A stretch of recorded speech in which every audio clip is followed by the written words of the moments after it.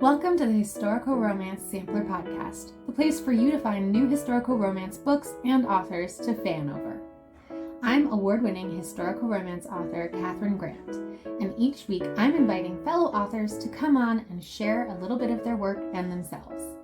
They'll read a sample of one of their books, and then I'm going to ask them a bunch of questions. By the end of the episode, you'll have a sense of what they write and who they are. Hopefully, you and I both will have something new to read. So what are we waiting for? Let's get into this week's episode.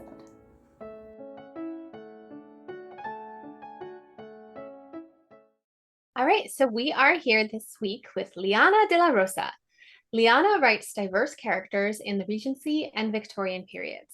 Her latest novel, Anna Maria and the Fox, was a Library Journal, Kirkus, and Booklist Best Romance of the Year.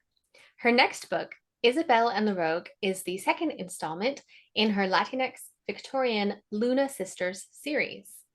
Liana is a graduate of the University of Arizona, and when she is not writing, she's listening to true crime podcasts while she wrangles her spirited brood of children with her patient husband in Arizona. Welcome, Liana. Oh, thank you so much. I'm happy to be here. I'm very excited to have you, and I think we're going to be having this podcast come out right as Isabel and the Rogue is releasing into the world. So I'm very excited to share you and your thoughts with the world as your book comes out. Oh, thank you. I love all three of the sisters in the series, but I do have a very soft spot for Isabel. But she's the awkward, shy, bookish middle sister. So I'm very excited to share her story with readers. That's lovely. Who doesn't love a bookish, shy heroine? All right. So what are you reading for us? So I am reading directly from Isabel and the Rogue. This is the start of chapter 5. Isabel and her younger sister, Gabby, are at Epsom Downs. They're at a horse race. And Isabel, I never flat out say it, but I think it's alluded to more than once that she's neurodiverse.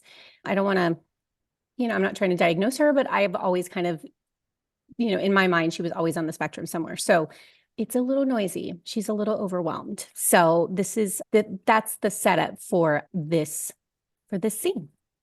So the day was unseasonably warm, and for at least the 10th time since she stepped from the house, Isabel cursed the fact that she was required to wear so many layers of clothing.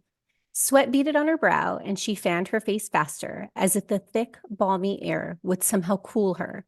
She had wandered away from the spectator box, where Lady Yardley chatted with Tio Arturo and several members of the ton. Isabel couldn't quite remember who had invited them, but after drinking 3 glasses of ice-cold lemonade, she decided she needed a break from the noise and crowds. Escape was much harder to find than Isabel had expected. Epsom Downs was a veritable party, with rows of stands selling kites, a rainbow assortment of treats, including fluffy marshmallows, various comfits, bonbons, pear drops, and peppermints. There were even milliner stalls with fine bonnets and hats, cobblers showcasing the newest footwear trends from Paris, and flower merchants selling bright blooms of every colorful shade. Isabel had spied more than one woman with a fresh rose in her bonnet, or a young man with a daisy pinned to his lapel. In addition to the peddlers and merchants, there were clowns doing silly magic tricks for children, jugglers awing the crowd with their acts, and even a makeshift museum of oddities collected from all over the world. Gabby had squealed with delight over the various entertainments, but Isabel had not known where to look. Her gaze jumped from one sight to the next, the cacophony of voices a slowly building buzz, until she was forced to press her palms to her ears to muffle the sound. Without taking leave of Gabby, Lady Yardley, or even her uncle, Isabel weaved and darted her way across the lawn towards the shaded canopy of a large oak tree near the edge of the paddocks. As she stepped under its boughs, Isabel ripped the bonnet from her head and swiped the back of her hand across her forehead. "Are you all right?" Gabby asked, panting slightly as she came to a stop by her side. "Feeling a bit overwhelmed?" Isabel nodded. She had known her sister would ascertain what was wrong. Running away from social gatherings was something Isabel had excelled at. "Well, you look as miserable as I feel," Gabby said. "I thought you were enjoying the sights," Isabel said, stripping her gloves from her hands to swipe her palms down her skirts. Her sister sighed as she looked out across the crowd.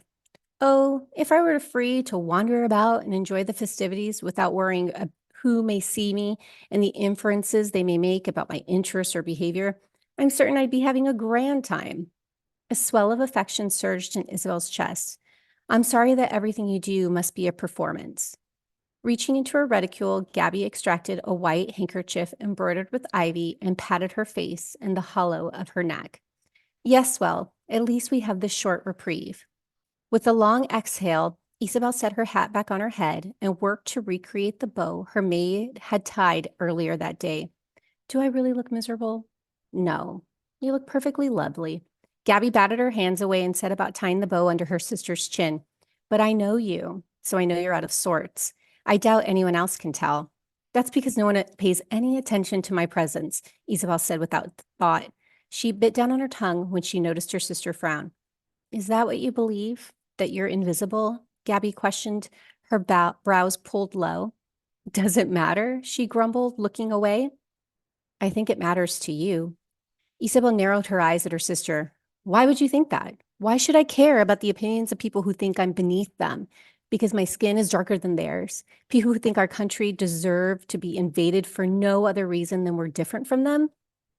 Gabby didn't speak, although her hazel eyes were glassy as they stared back at her.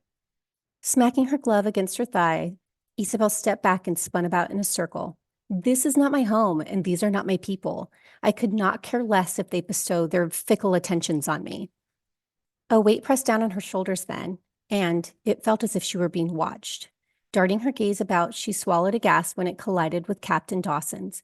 He stood in the company of finely dressed people in a private box lining the center of the track, far above the rabble that crowded the inner field, much like the box she and Gabby had fled.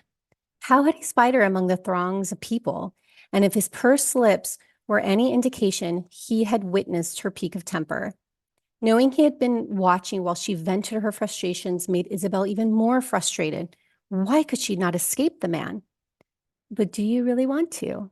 After their last conversation, Isabel felt it difficult to drum up the animosity she usually felt when she thought of the captain. It's a good thing we're speaking in Spanish, or else everyone in earshot will know of your fiery temper, Gabby said quietly, a hint of laughter in her voice. Pointedly turning away from Captain Dawson, Isabel tucked an errant lock of hair behind her hairdo before sliding her hands down her skirts again. I would not at all be surprised if the gossip rags recruited Spanish speakers to follow us around and report on our private conversations. Mark my words, it will eventually come to that. Gabby groaned. You're probably right. The papers here are positively ruthless. You're being too generous. A lowering thought. Her sister approached until she was close enough to whisper in Isabel's ear. There's nothing wrong with caring about the opinions of others, especially if they're people who care about you. Isabel met Gabby's eyes and swallowed. That would make for a very small number of people. Could that group possibly contain 5 people and a dog? At Isabel's smothered laugh, Gabby pressed a quick kiss to her cheek. I think your group has more members than that. Isabel scowled. Why do you think that? Gabby lifted a shoulder. Just a feeling I have. A feeling, huh? Isabel shook her head. Well, whatever prompted that feeling, I suspect it's wrong. Always so pessimistic. Ouch. Isabel pulled back to spear her sister with a look. And coming from one of the most critical people I know. I assure you, Isa dear, Gabby said, patting her hand, that however critical you may think I am of others, I am doubly critical of myself. Looping her arm around Gabby's shoulders, Isabel pulled her close to her side. That's merely because you have high standards for yourself and others. That's a gracious way of considering it, querida. Her sister's shoulders sank with a sigh. Do you suppose Lady Yardley and Theo Arturo will allow us to hide here in the shade for the rest of the race? I doubt it. Theo mentioned several important members of Parliament would be in attendance today, and he wanted us to greet them with, as he said, our most charming smiles. Isabel grunted, as if there's anything charming about me. I think he may have confused me with Anna, who possesses more charisma in her little finger than I do in my whole body. Stop it, Isa. Isabel jerked her head back. Perdóname? I hate when you do that. Talk bad about yourself as if you aren't intelligent and interesting, as if you don't casually toss out in conversations the most obscure and fascinating bits of information, Gabby said with a sweep of her hand. But surely you see how I put people to sleep when they converse with me, Isabel scoffed. I never know what to say or how to act when I'm with them, and it always feels as if they're staring at me like I'm some exhibit in the British Museum because my nerves make me ramble. It's so disconcerting. That's because the ton is full of half-wits. Gabby grasped her arm and shook it. Their idea of interesting is someone choosing to wear an ascot instead of a cravat. They care for nothing that doesn't affect their carefully cultivated and manicured social circle. Isabel didn't know what to say because her sister was right. I thought you didn't care about their opinions. Gabby winged up a brow. They're not our people, I seem to recall you saying. A sound resembling a groan, or maybe even a growl, left Isabel's lips, and she covered her face with her hands. I don't make any sense, even to myself, especially to myself. Isa, Gabby sighed, her muffled steps on the grass making it clear she was moving closer. You make sense to me.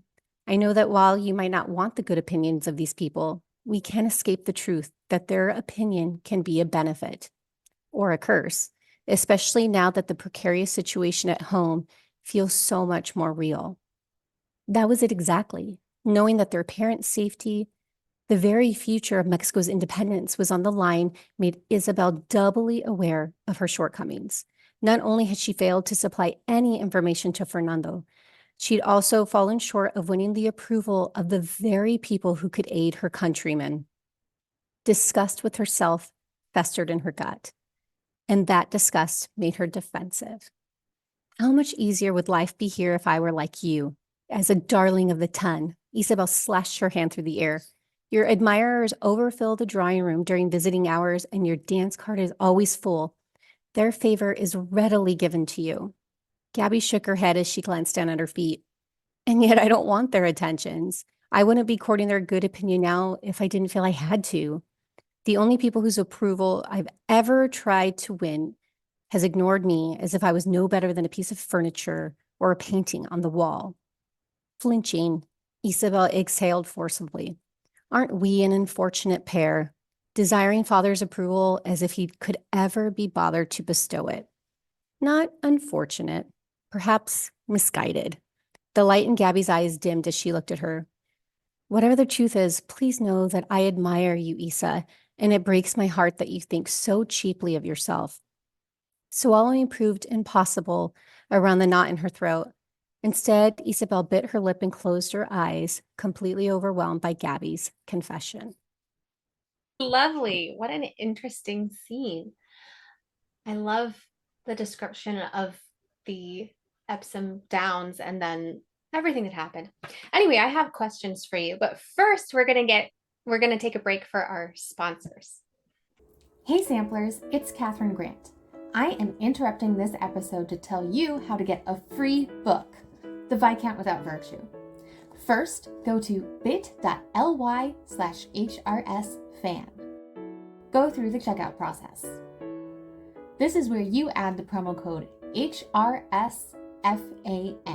As your last step, just download your free ebook to your e-reader.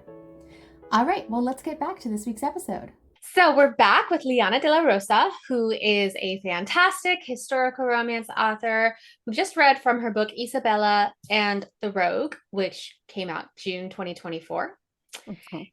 And the scene that you read, one thing that really stood out to me is that it is this really sweet scene between two sisters. And of course, the series is the Luna sisters. So I wondered if you could talk a little bit about balancing the narrative of sisters with the various romance narratives that show up throughout the series. Oh, absolutely. I knew when I first came up with the idea of the Luna sisters that the dynamics between the sisters would be a very strong tie-in throughout all three books. And I've tried to work hard to balance the relationship between the three sisters as well as the central romance between each female main character and her love interest. In the first book, Ana Maria and the Fox, when the series starts, the three sisters are not friends. They have been sent to London for their own safety when the French invade. But up until that point, they were really pitted against each other by their father, who is a powerful politician in Mexico, who never had the son that he always wanted and desired, which in a lot of Latino cultures is like a big deal. And so here's this very powerful man who does not have a son to like carry on his legacy. He has these 3 daughters, and he has kind of used them to benefit his own political career and has kept them under his thumb this whole time. And so when they are sent to London, suddenly he's not there to kind of be this overbearing presence for them. And they are at liberty to actually try to be friends with each other. And so that is a big part of the first book, as the 3 sisters make this new life for themselves within London, as they try to decide who they want to be and what sort of relationship they want to have with each other. Writing their interactions with each other was one of probably my favorite parts of writing the first book. In this book, in Isabel and the Rogue, they already now have an established relationship with each other. And their older sister, Ana Maria, is now married and living with her husband. So it's the 2 younger sisters. And it was sort of natural to ease into their interactions with each other because now it's just the 2 of them. They already know each other so well. Any animosity that they may have had for each other has kind of fallen by the wayside. And now it's just like that sisterly bickering that they have with each other. And so if anything, I found it easier to write them because it was kind of like stepping into a really comfortable shoe. I already knew who they were as characters on their own, and then I knew how they interacted with each other. So when I was considering Isabel's story, like I said, the awkward, bookish middle sister who is really trying to prove herself, it made the interactions with Gabby, who is the sister she's going to be with the most, so much easier to write. And Gabby was very much the one who was pushing Isabel to get out of her own way, to not fall back into her old habits of running away and being shy and whatever. And even though Gabby is the younger sister, she's often Isabel's defender. And Isabel comes to a point where she realizes that she cannot continue to rely on her sister to be her defender, to be her shield from, the barbs that come from being in social situations and settings. And in many ways, the male main character, Sirius, becomes that for her. And not so much that she needs it, because by the end of the book, she's already grown as a person and she's willing to stand on her own 2 feet. She's confident in who she is and what she wants, but now she has this character who's going to stand by her side and do it. So balancing those 2 was, I would say, was a lot harder in the first book than it was in Isabel's book, because like I said, their relationship was more established.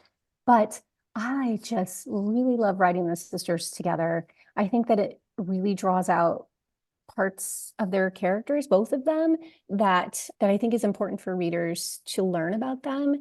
And if anything, I do, I have to like really whittle down their scenes because, this is a romance. It is about that central relationship between the male main character and the female main character.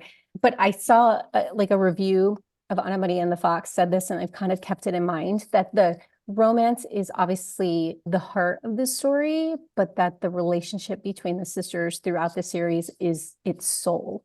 And I just really love that. Yeah, well, metaphorically, just as you were describing how the father pitted them against each other, and now without him there, they learn how to support each other. That metaphorically works for what we know, that the patriarchy is always trying to pit women against each other.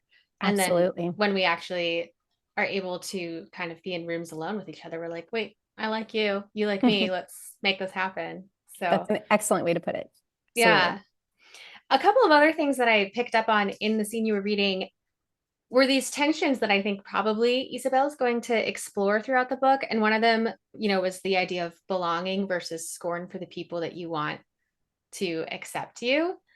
And then the other one I noticed was, she has this guilt because she hasn't done enough for the revolution. But what I heard was, she has this power that she's able to support the revolution in a certain way. Are those themes that end up being explored on Isabel's narrative journey? Absolutely. I think that for Isabel, she's like struggling with who she is versus who other people think she is. she has this very charming, perfect older sister and this very charismatic, beautiful younger sister.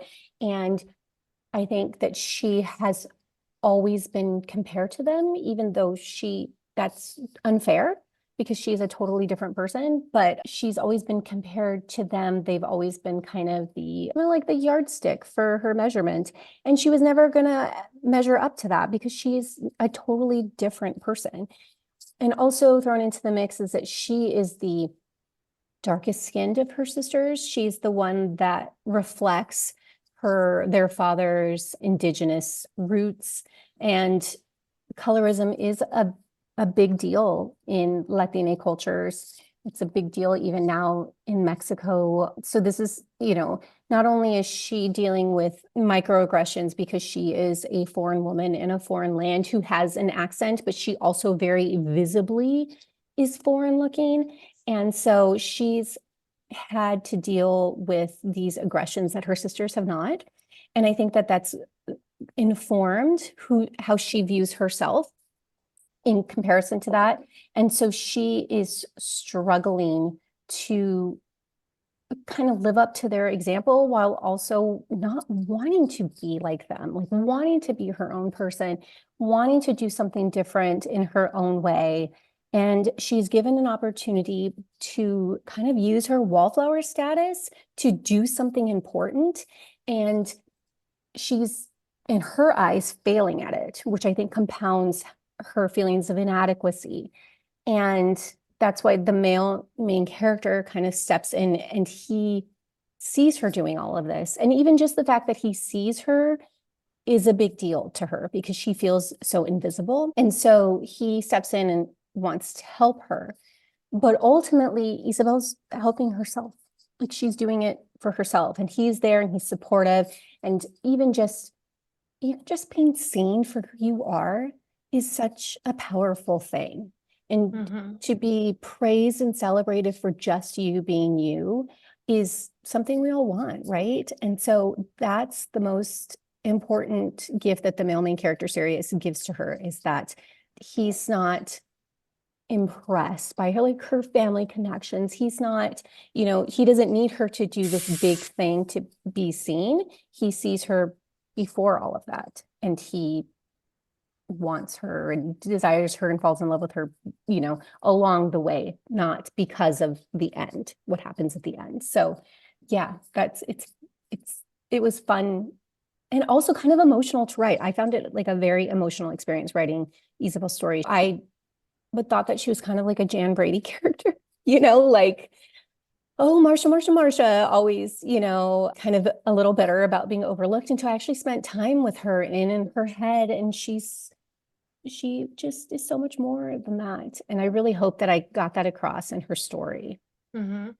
Yeah, so that makes me wonder, how do you get hooked into stories as a writer? Are you someone who starts with characters or something that you've researched that, becomes an earworm, or are you more visual? Where does the story begin for you? You know what? It really depends on the idea. I'll give you an example. I literally just had a series idea come to me just last week. I was on the sofa with my daughter watching Taylor Swift's Eras Tour on Disney. Her song Vigilante Shit came on.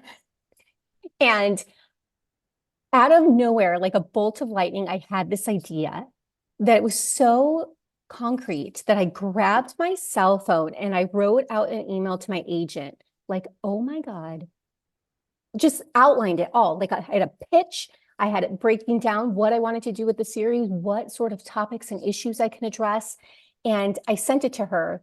And for this series, like I know like the general big picture, but I haven't allowed myself to think about the individual characters, like who the female main characters would be, who the male main characters would be, any of the tropes. Like I haven't thought about it. It was just the series idea that felt very concrete.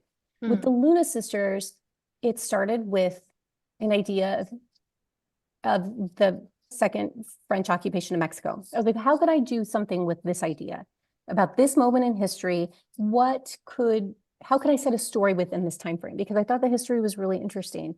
And I thought of 3 cousins initially. And then I changed it to sisters because I wanted them to have a closer familial connection. And then I started thinking about who they were, like who they were as people and what they would be doing and what would they be feeling to leave behind everything they knew in Mexico and come to London. Like, how would that make me feel? And what if they were not friends and they didn't like each other? And how would that affect their dynamics? Because now they have to depend upon each other. So for them, for the Luna sisters, it was very character driven. Whereas in, like I said, this new idea I had was just the big picture idea. Yeah. So I really for me, it just depends. I will say that I tend to be inspired by the characters first and then build a story around them. But every so often I'll be like, okay, for some reason, this nugget of history or this, whatever, I feel like this trope would work really well with it. And if I were to use this trope, what sort of characters would fit that trope the best? Or how can I, expand upon it or, whatever. But most of the time I do start with the characters and build from them. Yeah, that makes sense. Did you always, like when you started thinking about the French occupation or invasion, when you first thought of the series, did you always know that it would end up in Britain? Or is that something that you thought, like, oh, to be able to sell this book, I'm going to have to put it in Britain? Oh, absolutely that. Absolutely. Like, okay. To be honest, absolutely. I knew with the trad pub market, I knew that to get the most attention on it, that it would be best to set it someplace familiar. I have written other series that have gone out on submission that were not set in the UK. They were set elsewhere, and they did not sell. So when I had this idea, I made that choice purposely. And I will say, though, that the series doesn't stay in England. It does go to Mexico. So there will be peaks at, not even peaks, there will be time spent there. Yeah. So, and initially because before I write a book, I write up a synopsis to share with my editor, just like, hey, this is what I'm thinking is going to happen for this book. And I included the bit about them going to Mexico.